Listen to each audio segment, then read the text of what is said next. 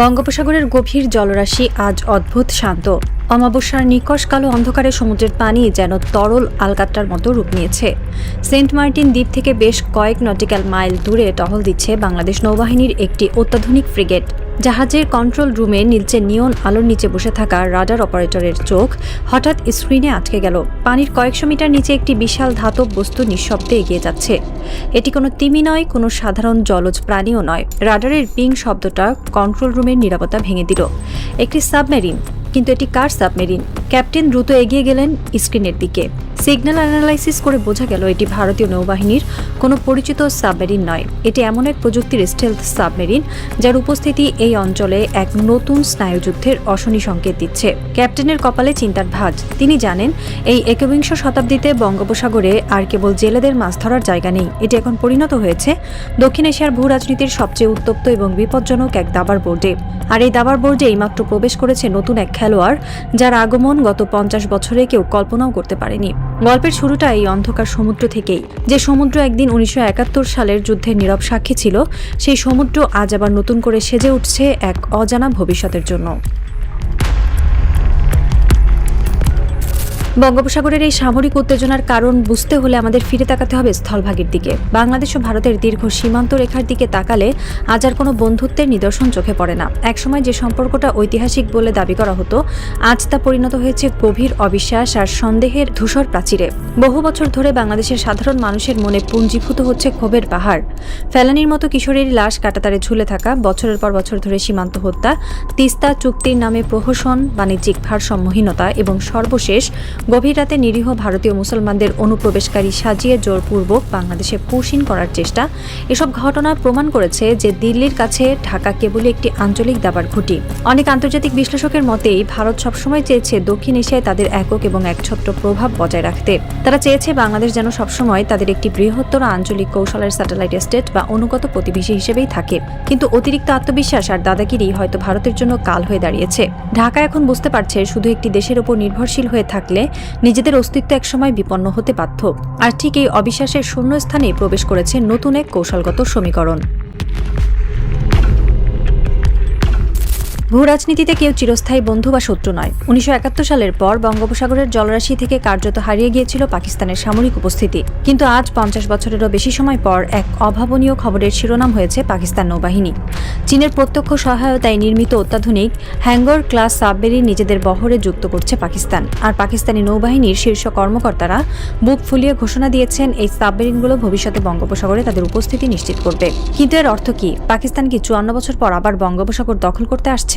না, আন্তর্জাতিক সম্পর্ক এতটা সরল নয়। এর অর্থ হলো ভারত মহাসাগর এবং বঙ্গোপসাগরে ভারতের দীর্ঘদিনের যে একক আধিপত্য বা মনোপলি ছিল, পাকিস্তান এখন সরাসরি সেখানে ভাগ বসাতে চাইছে। চীনের নিখুঁত সামরিক কূটনীতির অংশ হিসেবে পাকিস্তান এই অঞ্চলে প্রবেশ করছে। বঙ্গোপসাগর শুধু একটি সমুদ্র নয়, এটি হলো দক্ষিণ এশিয়ার বাণিজ্য, বৈশ্বিক জ্বালানি সরবরাহ, আন্তর্জাতিক সমুদ্র পথ এবং ভবিষ্যৎ ভূ রাজনীতির সবচেয়ে বড় কেন্দ্রবিন্দু। যে বঙ্গোপসাগর নিয়ন্ত্রণ করবে, সে এশিয়া নিয়ন্ত্রণ করবে। আর ভারত যাতে নিশ্চিন্তে এই জলরাশি শাসন করতে না পারে, সেজন্যই চীনের আশীর্বাদ পুষ্ট হয়ে পাকিস্তানের এই প্রত্যাবর্তন। ভারতের জন্য এর চেয়ে বড় কৌশলগত মাথা ব্যথা এই মুহূর্তে আর কিছুই হতে পারে না। দিল্লি যখন পাকিস্তান আর চীনের এই নতুন সমীকরণ নিয়ে চিন্তিত, তখন ঢাকা কি করছে? ঢাকা কি কেবলই দুই হাতির লড়াইয়ে পিষ্ট হওয়া কোনো ঘাস? না, পরিবর্তিত এই বিশ্ব ব্যবস্থায় বাংলাদেশও তার প্রতিরক্ষা কৌশলে এনেছে এক বৈপ্লবিক পরিবর্তন। বাংলাদেশ এখন আর নীরব দর্শক নয়, তারা নিজেদের নৌ ও বিমান বাহিনীকে সাজিয়ে তুলছে এক নতুন সামরিক দর্শনে। চীনের কাছ থেকে ইতিমধ্যে এই সাবমেরিন সংগ্রহ করেছে বাংলাদেশ। আধুনিক নৌ সক্ষমতা বৃদ্ধি এবং নতুন প্রযুক্তি গ্রহণের এই পদক্ষেপগুলো স্পষ্ট ইঙ্গিত দেয় যে বাংলাদেশ ধীরে ধীরে একটি শক্তিশালী এবং আত্মনির্ভরশীল প্রতিরক্ষা ব্যবস্থা গড়ে তোলার পথে হাঁটছে। কিন্তু ঢাকার সবচেয়ে বড় মাস্টার স্ট্রোকটি এসেছে মধ্যপ্রাচ্য থেকে। দৃশ্যপটে প্রবেশ করছে তুরস্ক। ড্রোন প্রযুক্তি থেকে শুরু করে অত্যাধুনিক প্রতিরক্ষা শিল্পে তুরস্ক আজ বিশ্বের অন্যতম আলোচিত এবং পরীক্ষিত সামরিক শক্তি। সিরিয়া, লিবিয়া এবং আজারবাইজানের পর ইউক্রেন যুদ্ধেও তুরস্কের বাইরাক্তার ড্রোনের বিধ্বংসী ক্ষমতা বিশ্ব দেখেছে। সেই তুরস্ক আজ বাংলাদেশের অন্যতম গুরুত্বপূর্ণ কৌশলগত অংশীদার হয়ে উঠেছে। বাংলাদেশ প্রমাণ করেছে তারা আর কেবল একটি দেশের উপর নির্ভরশীল থাকবে না। বহুমুখী প্রতিরক্ষা কৌশল গ্রহণ করে বাংলাদেশ ভারত, চীন, তুরস্ক এমনকি পশ্চিমা দেশগুলোর সাথেও নিজেদের সামরিক ও কৌশলগত সহযোগিতা বাড়াচ্ছে। আন্তর্জাতিক রাজনীতির একটি নির্মম কিন্তু চিরন্তন সত্য হলো, সম্মান আসে শক্তি থেকে। দুর্বলকে কেউ সম্মান করে না, সবাই তাকে ব্যবহার করতে চায়। যে রাষ্ট্র নিজের সীমান্ত, নিজের অর্থনীতি এবং নিজের আকাশ ও সমুদ্র সীমা রক্ষা করার ক্ষমতা রাখে, বিশ্বমঞ্চে সেই রাষ্ট্রের কথাই সবচেয়ে বেশি গুরুত্ব দিয়ে শোনা হয়।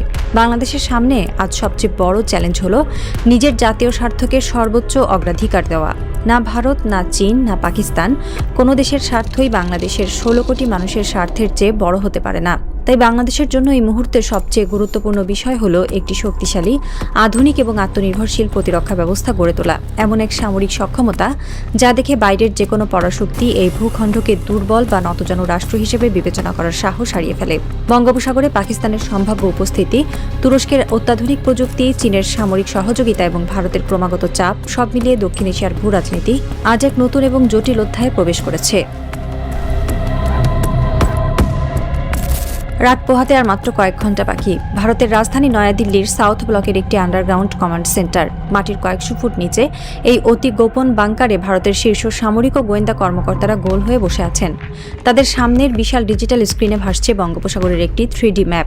স্ক্রিনে বেশ কয়েকটি লাল ব্লিঙ্কার জ্বলজ্বল করছে। স্যার, নতুন সাবমেরিনের সিগন্যাল কনফার্মড। হ্যাঙ্গর ক্লাস, চীনের তৈরি, পাকিস্তানের পতাকা। একজন নেভাল ইন্টেলিজেন্স অফিসার কাপা গলায় রিপোর্ট দিলেন। টেবিলের মাথায় বসে থাকা ভারতের জাতীয় নিরাপত্তা উপদেষ্টা একটি গভীর দীর্ঘশ্বাস ফেললেন। তার চোখ ম্যাপের অন্য একটি অংশের দিকে, যেখানে চট্টগ্রাম এবং কক্সবাজারের উপকূলীয় এলাকায় বেশ কয়েকটি নতুন সবুজ ব্লিঙ্কার দেখা যাচ্ছে। আর বাংলাদেশের স্ট্যাটাস কি, তিনি গম্ভীর গলায় জানতে চাইলেন। ঢাকা তাদের নতুন টার্কিশ ড্রোনগুলো ডিপ্লয় করেছে। তাদের আকাশ সীমায় এখন নিশ্চিদ্র নজরদারি।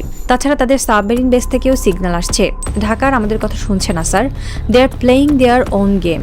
কমান্ড সেন্টারে নেমে এলো এক অশুভ পিনপতন নীরবতা। গত কয়েক দশক ধরে যে বঙ্গোপসাগরকে ভারত নিজেদের পুকুর বলে মনে করত, আজ সেই পুকুরে হানা দিয়েছে একাধিক শিকারী হাঙর। নিরাপত্তা উপদেষ্টা তার চশমাটা খুলে টেবিলে রাখলেন। তিনি বুঝতে পারছেন গেম ওভার হয়নি, বরং গেমের নিয়মটাই বদলে গেছে। ঢাকা এখন আর দিল্লির স্যাটেলাইট নেই, তারা এখন বেইজিং, আঙ্কারার নিজেদের শক্তির এক ভয়ঙ্কর মিশালে পরিণত হয়েছে। ঠিক সেই মুহূর্তে কমান্ড সেন্টারের ইমার্জেন্সি অ্যালার্মটা বেজে উঠল। বঙ্গোপসাগরের গভীর থেকে নতুন আরেকটি সোনার পিং ধরা পড়েছে। সাগরতলের সেই নিস্তব্ধ অন্ধকারে হাজার টন পানির চাপের নিচে নিঃশব্দ এগিয়ে যাচ্ছে মেটাল হাঙরগুলো। পানির ওপরে আকাশ চিরে টহল দিচ্ছে টার্কিশ ড্রোন। আর এই দুইয়ের মাঝে দাঁড়িয়ে আছে এক নতুন আত্মবিশ্বাসী বাংলাদেশ। ভোরের সূর্য ওঠার আগেই একটি চরম স্নায়ুযুদ্ধ শুরু হয়ে গেছে বঙ্গোপসাগরের নীল জলে। কে হবে এই সমুদ্রের আসল অধিপতি? বড় শক্তিগুলোর এই ভয়ঙ্কর দাবার বোর্ডে বাংলাদেশ কি পারবে নিজেকে একজন মাস্টার মাইন্ড হিসেবে প্রতিষ্ঠিত করতে? আগামী কয়েক বছরের মধ্যেই এই প্রশ্নের উত্তর লেখা হবে, হয়তো কালিতে, নয়তো বারুদে।